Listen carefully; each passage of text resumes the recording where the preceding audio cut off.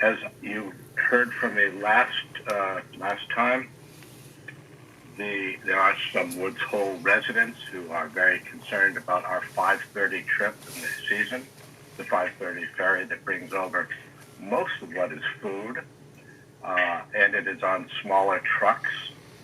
So the trucks are under 40 feet. Great majority of them are what are called straight trucks. They are not semi-trailers.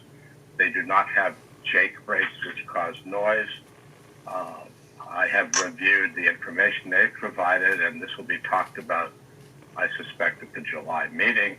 I am not in favor of canceling that trip whatsoever, and I will point out there's also a 5:30 truck through Vineyard Haven, 5:30 ferry, through Vineyard Haven, that also brings trucks down to the dock through residential areas, down hills. So there is the same issue on both sides of Vineyard Sound with this, and I think it's part of our economies, and I think it's necessary for the economy here as well as over there. And I'll be making that point.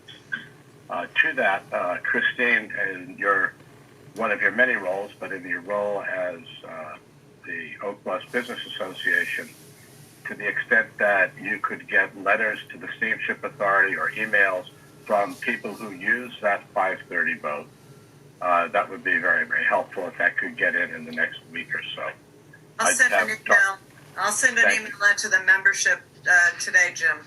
Thank you. I have heard and spoken with Reliable. They really need the 5:30 boat because their big truck is on a 6 o'clock boat. Yeah. And with the smaller trucks coming over at 5:30, that gives them room at 6, because getting that trailer there down Circuit Avenue and then around that corner into their parking lot would be impossible when there's any congestion through that area. So that would be very helpful. Having said that, there are 2 task forces that are underway that were created and with COVID have not started up on the island.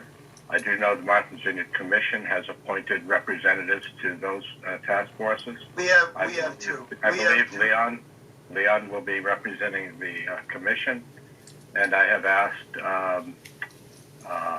both the town of Oak Bluffs and the town of Tisbury, and they are working on getting their representatives to that as well.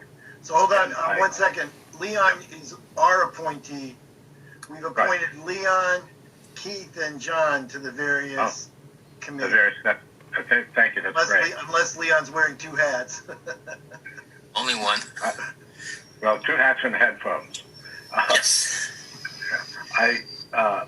I would like to say that there are areas, I think, of agreement that can be reached between Falmouth and the islands. You'll recall when you interviewed me that I spoke of the need to put money into boats, not into buildings. And I spoke of the need of environmentally sound practices in electric boats.